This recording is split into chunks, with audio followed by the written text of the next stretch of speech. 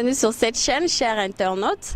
Alors, nous sommes contentes de vous recevoir de partout, là où vous nous suivez.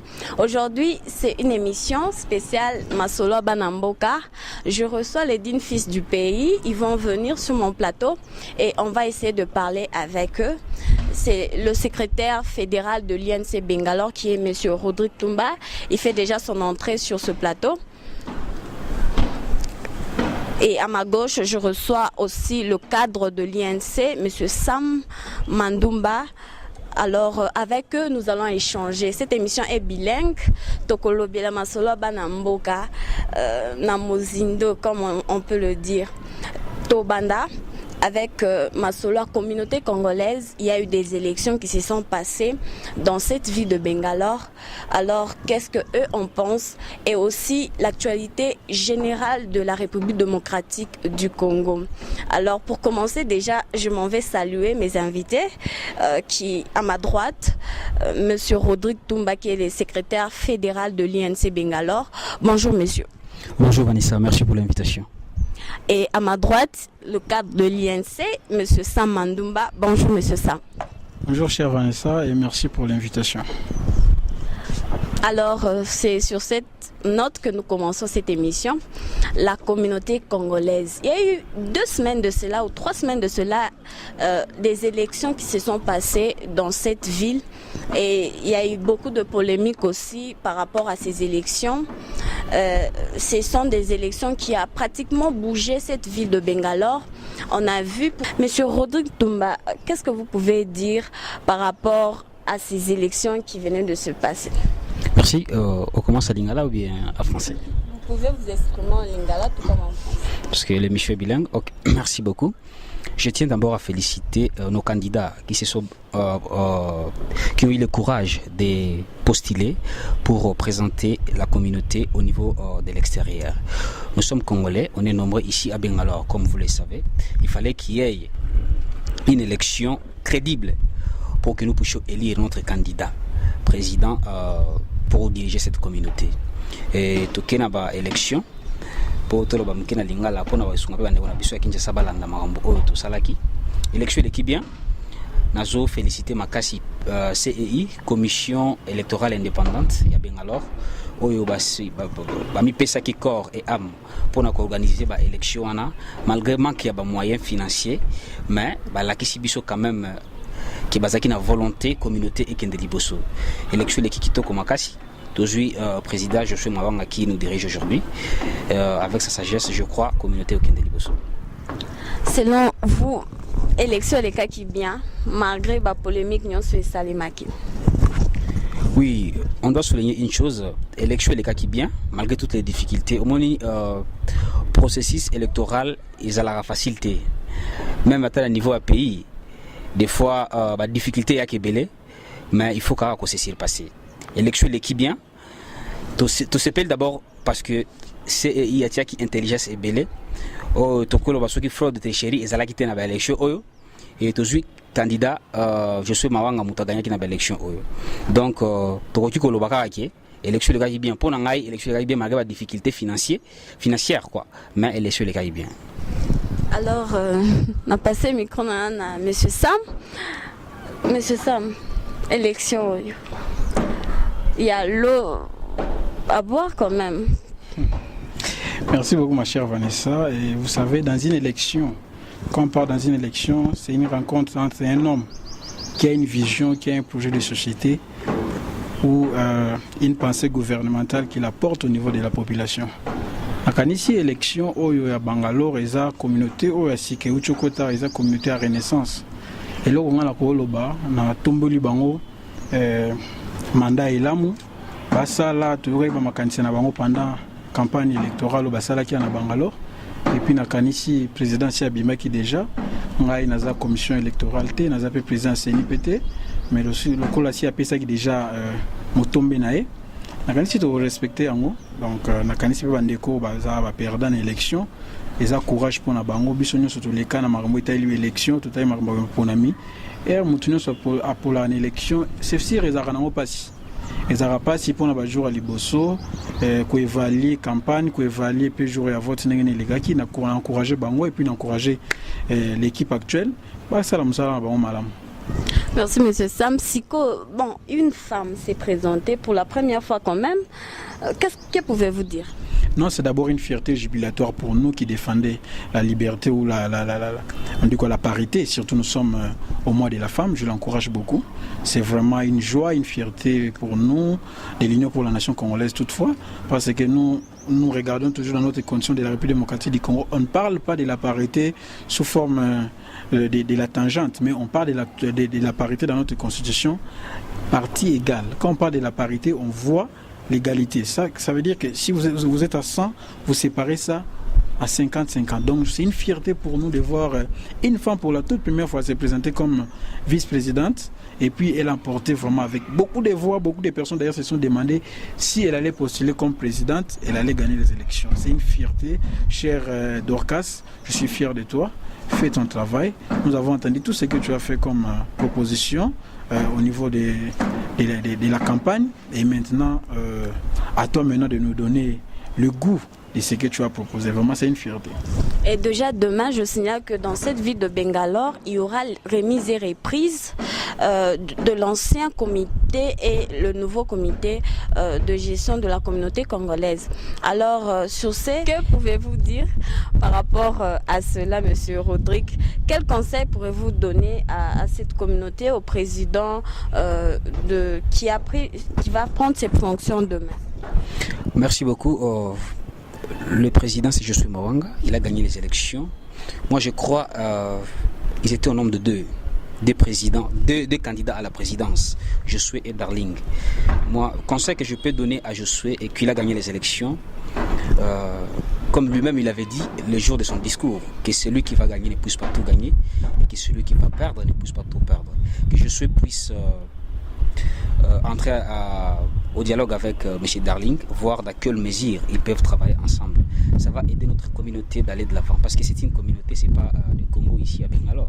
Donc si Darling, Josué, Dorcas et Christian arrivaient à mettre une vision ou un projet ensemble pour le bien de cette communauté, je crois que cette unité va nous conduire très loin. Donc qu'ils travaillent ensemble pour le bien de tous les Congolais vivant en Inde, précisément à Bangalore.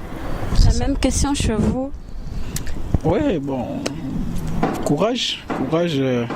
Je crois qu'il a les idées, il a encore le pied sur la terre. Donc, nous encourageons Josué pour l'initiative d'ailleurs de réunir les Congolais de Bangalore pour célébrer le 8 mars ensemble en famille.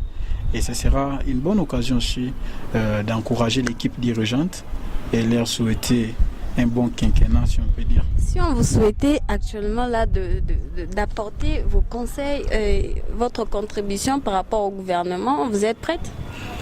Oui, il y en a toujours des conseils, on peut toujours donner, mais c'est quelque chose que j'ai toujours dit à Josué. Quand on gagne une élection, surtout dans une communauté comme ça, là on voit la division frontale qui arrive toujours devant nous. C'est quelque chose d'aller voir M. Darly, parler avec lui. Il y a aussi 100 personnes qui étaient derrière Darly ou des 100 personnes qui ont voté pour Darly. Si n'y a pas la communion entre Darly et Josué, ça sera difficile d'avoir l'unité dans cette communauté. S'il y a un conseil que je peux donner à mon cher Josué, c'est d'aller voir Darly, parler avec lui, comme il a fait avec Christian, chercher de voies et moyens, que les amis qui sont autour de Darly essaient un peu de mettre de l'eau dans leur vin, même si la formule, je dis toujours, elle n'est pas... elle est indigeste, mais essayer un peu de le faire pour l'unité de cette communauté, parce que si nous divisons cette communauté, nous ferons toujours le jeu de l'ennemi qui aimerait toujours voir les Congolais divisés. Mais si nous sommes ensemble et unis, nous serons encore forts. Merci M. Sam. Je rappelle que je reçois le membre de l'INC et avec eux, on va parler aussi de l'INC. M. Rodrigue, vous comptez déjà combien d'années dans cette ville de Bangalore, là où l'INC vraiment est opérationnel? Ouais, j'ai 3 ans, 4 ans disons. Bientôt je vais totaliser 4 ans à Bangalore. Donc je suis venu en Inde depuis 2013. Donc c'est ça ma question. Et nous avons eu l'initiative de créer l'INC au niveau de Bangalore. Au moins, je crois que c'était le 2 février 2014 qu'on a créé INC Bangalore, ici en Inde. Donc nous sommes en train de nous battre pour promouvoir les valeurs ainsi qu'une bonne vision pour le changement et pour la modernisation de notre pays. Selon vous, pensez-vous atteindre les objectifs que vous vous êtes fixés? Bien sûr que oui, parce que je me souviens encore, lorsqu'on a créé l'INC au niveau de Bangalore ici, il n'y avait pas beaucoup de membres. Mais à une quart d'une année seulement, on avait atteint une affaire de 304, 305 membres comme ça. Et comme vous le savez très bien, ici en Inde, précisément à Bangalore, c'est une ville estudiantine, beaucoup des étudiants congolais qui viennent en Inde, ils viennent uniquement pour les études, ou les Congolais qui viennent en Inde. Il y a peu d'étudiants il y a peu de gens qui viennent en Inde pour le business ou pour les soins de santé. Donc la majorité des étudiants qui viennent ici à Bangalore, ils viennent pour les études. La majorité des personnes qui viennent en Inde, ils viennent pour les études.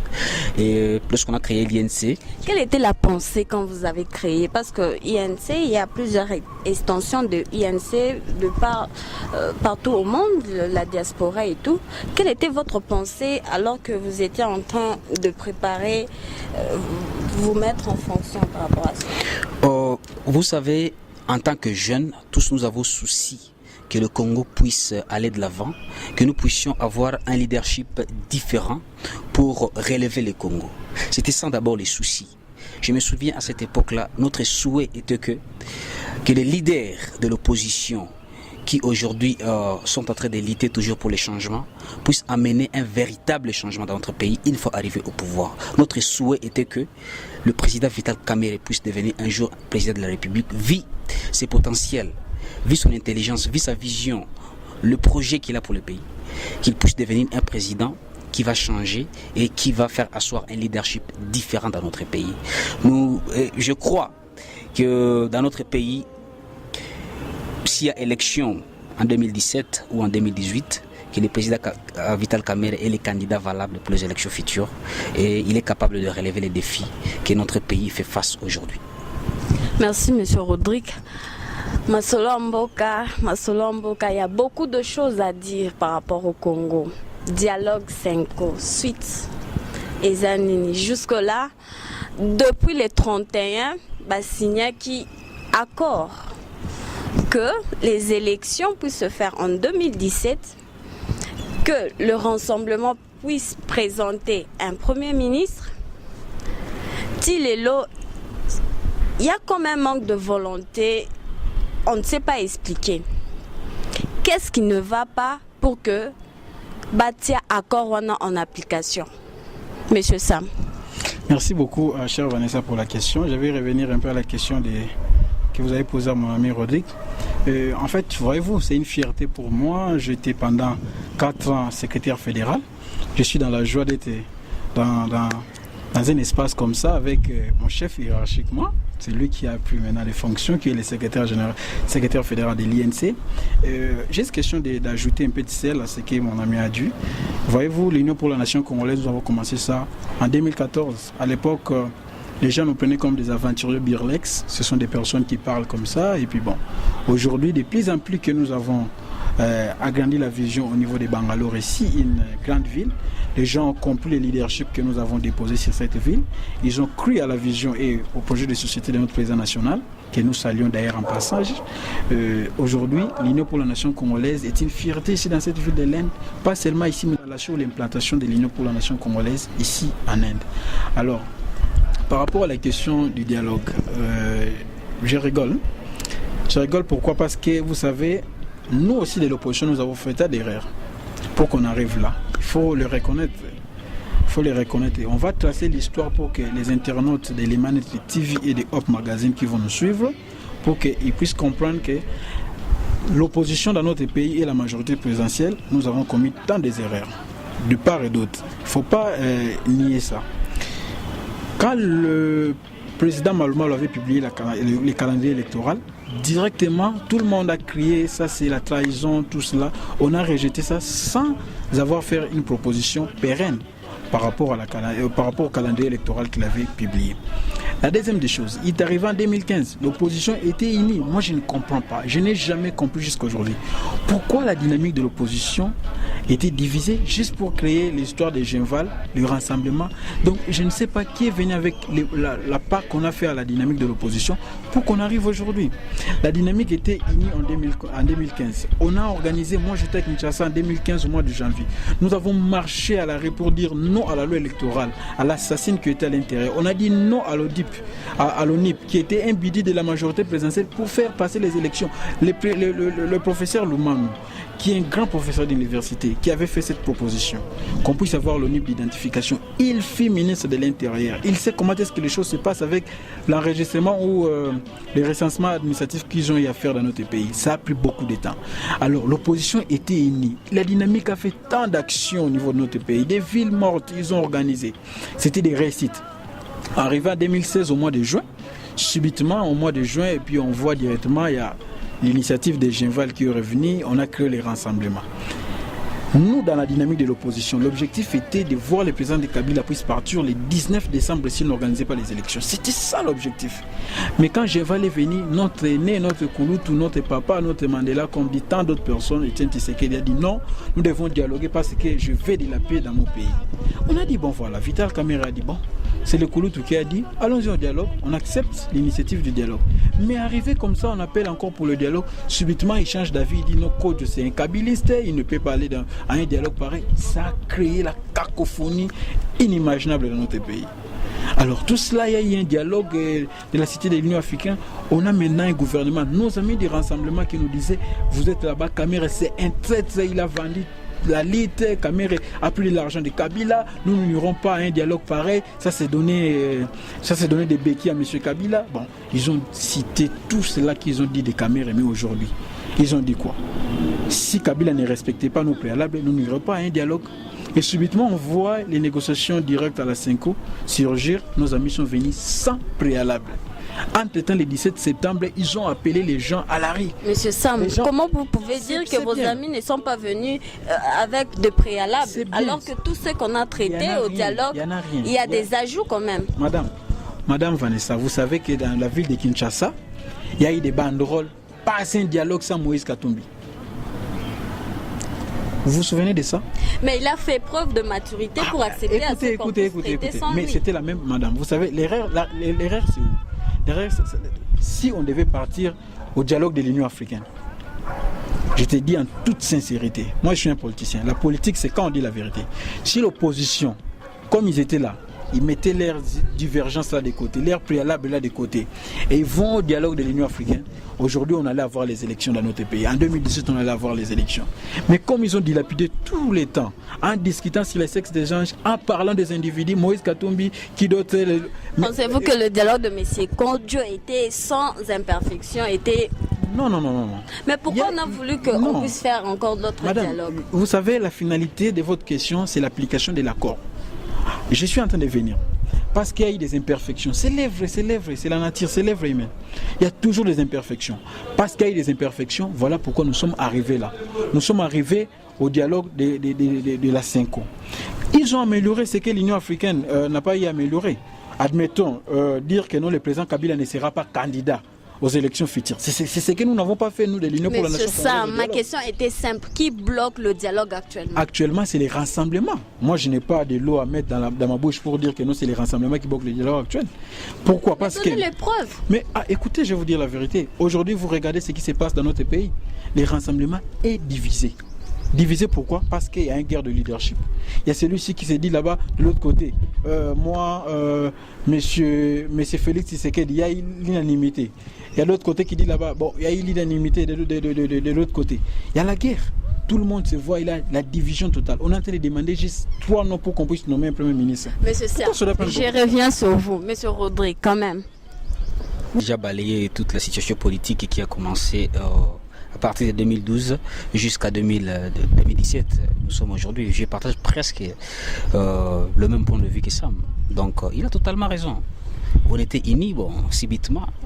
On n'a pas compris, l'ange de la division est venu parmi nous. Quand même, eux, ils ont su marquer l'histoire de l'opposition congolaise. Ils sont partis à Genval. C'était quand même quelque chose qui a donné la notoriété à l'opposition congolaise. Comment pouvez-vous dire que cela a amené la division? Non, en fait, Vous savez, lorsque nous étions dans la dynamique de l'opposition, il faut que nous devons souligner ça. Il y a eu un groupe des opposants qui se sont dit non, partons à Géval pour un accord, que nous tous nous puissions nous mettre ensemble sur une même table pour voir l'avenir de notre pays. On a eu invité d'autres partis politiques et d'autres partis politiques n'ont pas été invités. Je ne sais pas si vous vous souvenez très bien.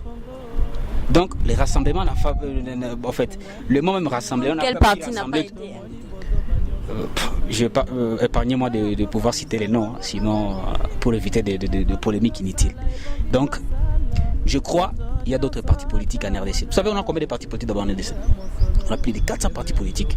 Alors, dites-moi, est-ce que les rassemblements regorgent tous les partis politiques dans notre pays?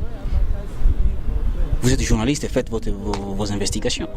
Vous allez voir que les rassemblements, peut-être, n'a pas plus de 200 partis politiques. Et où sont les autres partis politiques? Pourtant, lorsqu'on parle des rassemblements, ça devait contenir tous les partis politiques et former une coalition pour aller...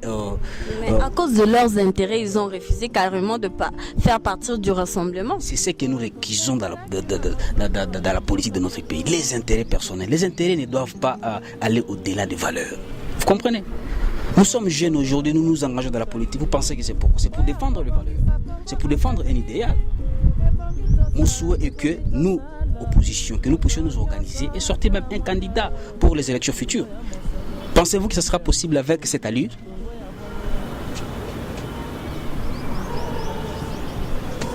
Qu'est-ce qui bloque le dialogue final?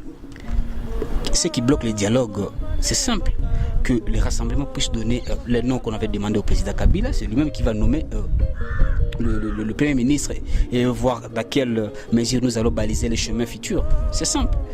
Je crois si les rassemblements arrivaient à introduire les noms tels demandés par la majorité présidentielle, ces problèmes seraient déjà décrispés depuis bien longtemps. Mais il est écrit clairement dans le dialogue que le Premier ministre est présenté par le rassemblement. Comment compliquez-vous cela? Quand il est présenté, ça ne signifie pas qu'il doit présenter 3 noms. Ce n'est pas... Il ne faut pas oublier une chose, il ne faut pas réduire les attributions du chef de l'État. Vous comprenez? Les rassemblements devaient présenter les noms, mais c'est les chefs d'État qui nomment le Premier ministre. Si le chef d'État a demandé 3 noms, c'est simple. Vous êtes de l'INC. Aujourd'hui, vous avez fait partie pour que ce dialogue puisse adopter l'accord final. Vous avez participé, vous avez donné vos idées. Quand on était en train d'écrire ce dialogue, quand on était en train d'ériger ce dialogue, vous n'avez pas donné pour proposer qu'il y ait 3 noms directement. Pourquoi on a adopté cela et après contredire cela? Ne voyez-vous pas que vous commencez déjà à je ne sais pas même quoi dire. Madame, excusez-moi de rigoler un peu. Parce que s'il y a un parti politique qui a fait preuve de l'humilité dans tout ce processus, c'est l'INC. Vous comprenez? L'INC avait refusé le dialogue, qui ne le sait pas. Les rassemblements même avaient refusé le dialogue. Mais à un moment donné, la communauté internationale avait interpellé tous les partis politiques. On a dit il faut d'abord que nous puissions laisser nos égos se surpasser et voir le vrai problème de notre pays. Nous avons accepté d'aller participer au dialogue. Lorsque l'INC, le président Vital Kamerhe ainsi que tous les partis politiques, suite aux plateformes qu'on avait formées, sont allés voir le président Kodjo, qu'est-ce qui est arrivé après? Notre papa, le pauvre Étienne Tshisekedi, que son âme repose en paix, avait réquisé le dialogue. Nous sommes allés jusqu'au bout avec M. Kodjo. Il fallait qu'il y ait un deuxième dialogue organisé par la SENCO. L'INC, est-ce que nous avons refusé de prendre part à ce dialogue? Non. On a accepté de prendre part à ce dialogue. On a dit que le poste de la primature devait revenir au rassemblement. Et qu'est-ce que vous voulez que l'INC puisse faire? Mais les rassemblements... L'INC n'est pas membre du rassemblement. Il a choisi clairement. Il a choisi clairement, mais on a dit le poste du Premier ministre puisse revenir au rassemblement. Mais cela complique la... On est au mois de mars. Quand est-ce qu'il y aura élection? Donc vous avez besoin que Vital Kamerhe puisse dire au rassemblement, allez, donnez tel nom. C'est lui qui sera Premier ministre. Les rassemblements ne peuvent pas donner des choses qui ne sont pas dans l'accord. Laissez-moi vous aider. avez-vous besoin que le président Vital Kamerhe puisse nommer 3 personnes ou 5 personnes et aller déposer la liste au président Kabila? C'est ça le nom que les rassemblements avaient besoin? Non, ce n'est pas le rôle du président Vital Kamerhe. Nous ne sommes pas membres du rassemblement. C'est un problème. D'ailleurs, je ne suis membre du rassemblement, je ne sais pas comment je suis en train de vouloir répondre à cette question. Tu allais poser cette question à un membre du rassemblement, à un membre de l'UDPS qui pouvait clarifier la chose. SENCO a tranché sur la question de nomination de Premier ministre. Il a dit clairement que cela, ça dépendait de la bonne volonté et du président et du rassemblement. Alors, pourquoi le président ne peut pas accepter carrément? C'est l'accord. Très bonne question. Je ne suis pas conseiller spécial du président de la République ou je ne suis pas membre de la majorité présidentielle. C'est une question que vous devez poser. Peut-être au ministre Lambert Mende, il allait vous répondre avec beaucoup d'élégance.